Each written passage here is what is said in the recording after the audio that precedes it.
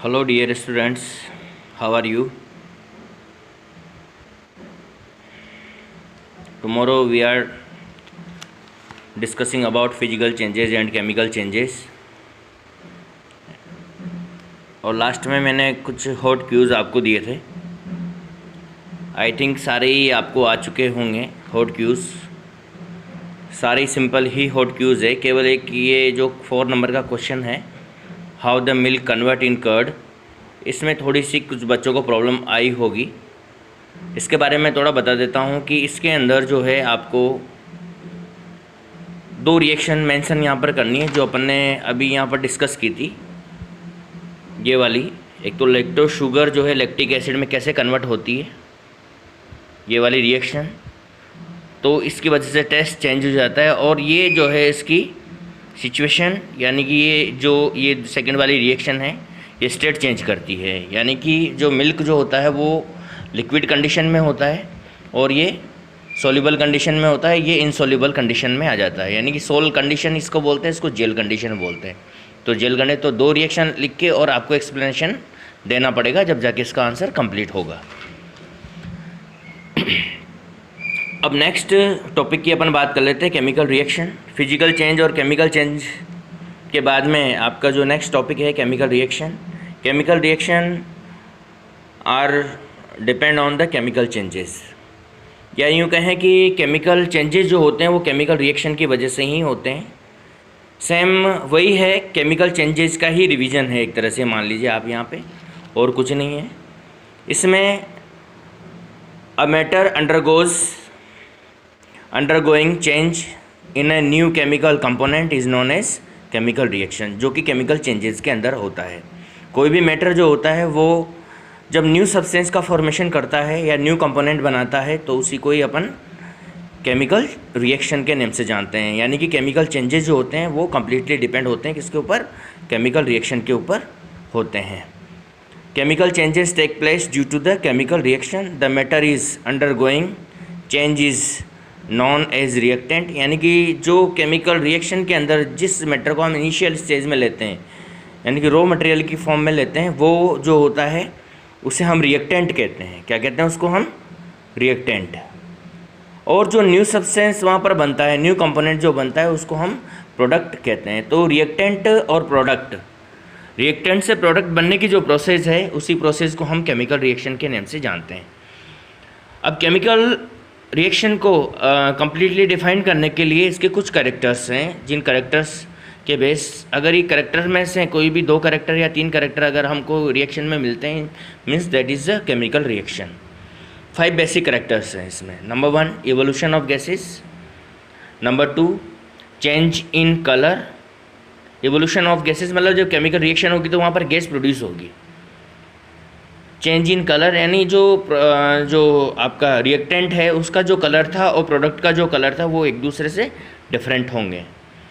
Third है इसमें formation of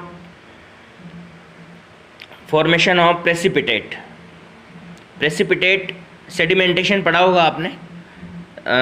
जब कुछ जो है वाटर के अंदर जैसे सेडिमेंटेशन करवाते हैं तो जो हैवी पार्टिकल्स हैं, जैसे पानी को आप छोड़ देते हैं, हैवी पार्टिकल है वो नीचे बैठ जाते हैं, और नॉर्मल उस प्रोसेस को हम सेडिमेंटेशन कहते हैं। बट प्रेसिपिटेशन भी उसी का ही पार्ट है।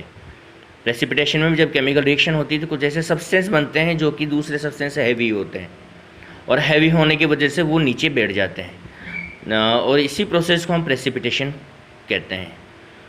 चेंज इन टेम्परेचर में चेंजेज आता है। एंड लास्ट इसमें चेंज इन स्टेट। रिएक्टेंट और प्रोडक्ट, रिएक्टेंट जो होते हैं, रिएक्टेंट की स्टेट कुछ और होती है, यानी या तो सॉलिड होगी तो फिर वो लिक्विड में बदल जाएगा, या सॉलिड होगी तो फिर वो गैस में बदल जाएगा। इस तरह से चेंज इसमें होता है। अब ये जो 5 कैरेक्टर्स हैं, इन 5 कैरेक्टर्स को एक एक करके हम केमिकल रिएक्शन के बेसिस पे जो है यहाँ पर डिस्क्राइब करेंगे, एक एक को जो है डिस्कस करेंगे, एक एक टॉपिक को हम यहाँ पर। सबसे फर्स्ट टॉपिक अपन बात करते हैं यहाँ इवोल्यूशन ऑफ गैसेस। देखिए, इवोल्यूशन ऑफ गैसेस को समझने के लिए एक छोटी सी अपन एक्सपेरिमेंट यहाँ पर करते हैं।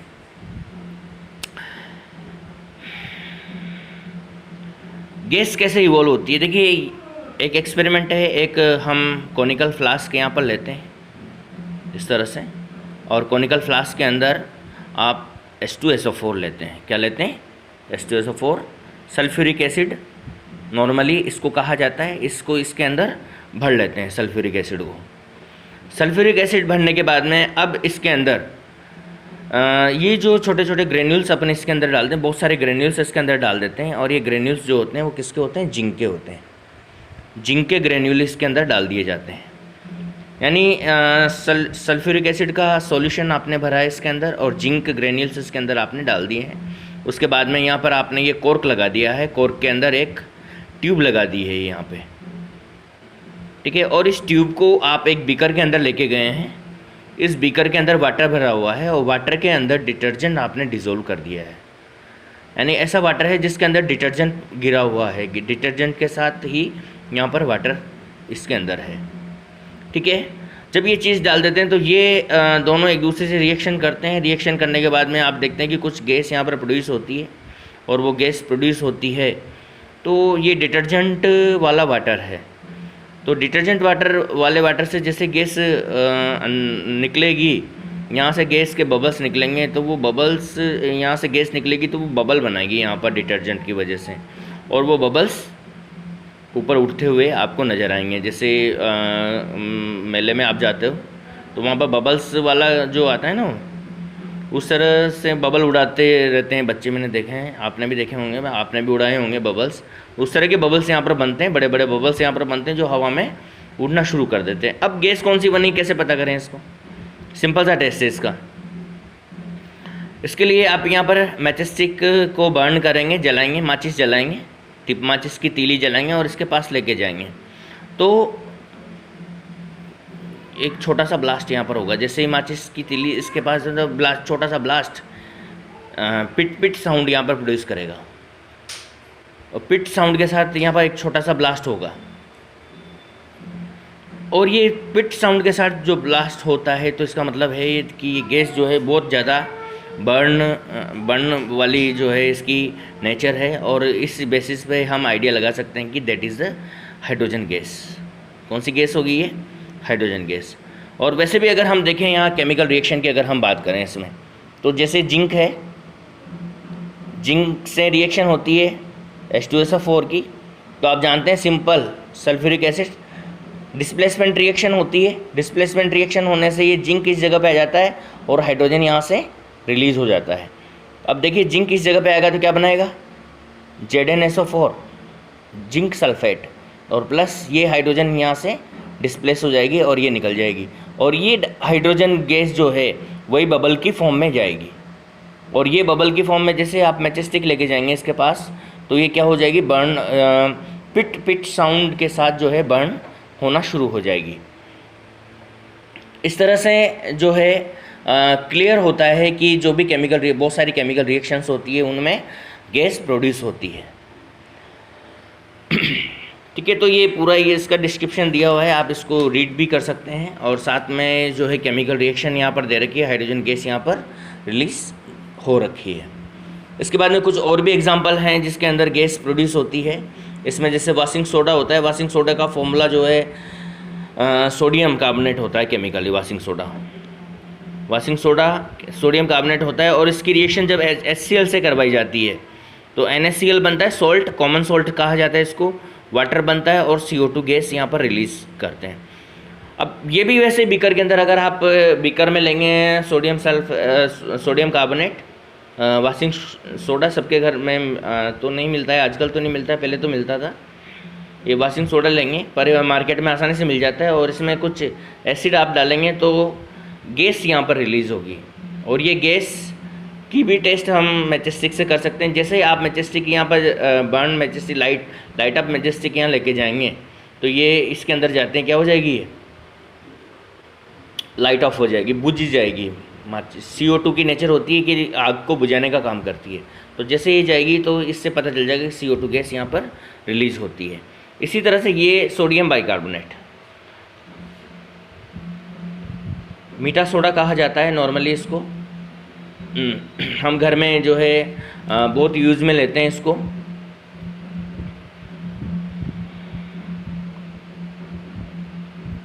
इसकी भी रिएक्शन आप HCl के साथ करवाएंगे।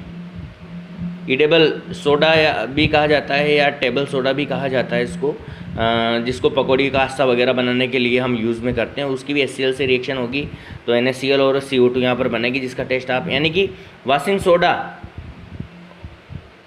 सोडा और बेकिंग सोडा दोनों, ये वाशिंग सोडा है और ये बेकिंग सोडा है, दोनों की रिएक्शन अगर HCl के साथ होती है तो दोनों में NaCl बनता है, वाटर बनता है और CO2 गैस रिलीज़ होती है। लगभग रिएक्शन एक जैसी होती है, थोड़ा सा डिफरेंस है यहाँ पर हाइड्रोजन की या HCl की ज़्यादा जो नीड होती है, यहाँ पर थोड़ी सी कम नीड होती है। ठीक है, तो ये कुछ और एग्जांपल है जिनमें गैस रिलीज़ होती है। इसके बाद में ये हॉट क्यूज़ दे रखे हैं यहाँ पर, एक का तो आंसर भी लिख रखा है। इन हॉट क्यूज़ के बारे में अपन कल बात करेंगे। आज आप इसके अंदर आंसर है वैसे इनका जो मैंने अभी आपको डिस्कस किया है, अपन ने डिस्कस किया है, उसके अंदर इन सब के आंसर आपको मिलेंगे। फिर भी अगर आपको आंसर नहीं मिलते हैं तो फिर आप मेरे से पर्सनली भी व्हाट्सअप करके पूछ सकते हैं। ठीक है, और मिल जाते हैं तो अच्छी बात है। फिर भी मैं कुछ जो मेन में से क्वेश्चन है उनके बारे में कल बात करूँगा, जैसे मैंने आज बात की है। इसके बाद ये फर्स्ट कैरेक्टर कंप्लीट हो गया, यानी इवोल्यूशन ऑफ गैसेस। 5 कैरेक्टर की अपन ने बात की थी स्टार्टिंग में, 5 में से फर्स्ट कैरेक्टर कंप्लीट हो गया। सेकंड कैरेक्टर की अपन बात करेंगे, change in colour.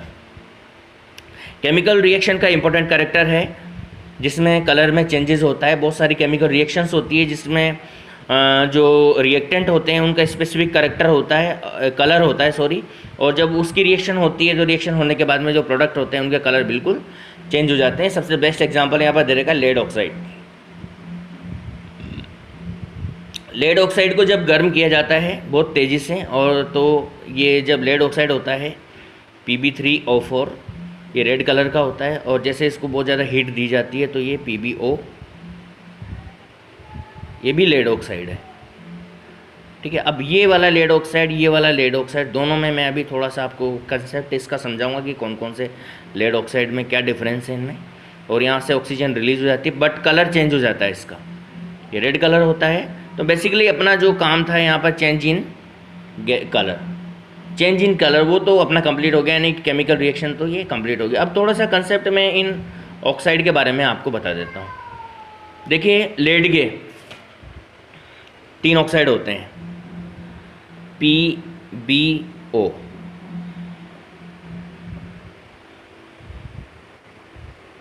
Pb2O3 and Pb3O4। ठीक है, इसको लेड फर्स्ट ऑक्साइड कहा जाता है, इसको सॉरी सेकंड ऑक्साइड कहा जाता है, इसको थर्ड ऑक्साइड कहा जाता है, और इसको सेकंड थर्ड ऑक्साइड कहा जाता है। Actually it is not a compound, it is a mixture of both this. आप इनको दोनों को नॉर्मली में अर्थमेटिक सम करके देखिए, ऑक्सीजन को जोड़ेंगे O4 हो जाएगा, Pb2 और 3 जोड़ेंगे तो Pb3 हो जाएगा। अर्थमेटिक सम है, नॉर्मल अर्थमेटिक सम है। जो ये Pb3O4 है वो इन दोनों का मिक्सचर है। ठीक है, तो इस तरह के ऑक्साइड बहुत सारे अपन को मिलते हैं। एक और मैं बता दूं इसका एग्जांपल, एक और इस तरह के ऑक्साइड का, आयरन ऑक्साइड,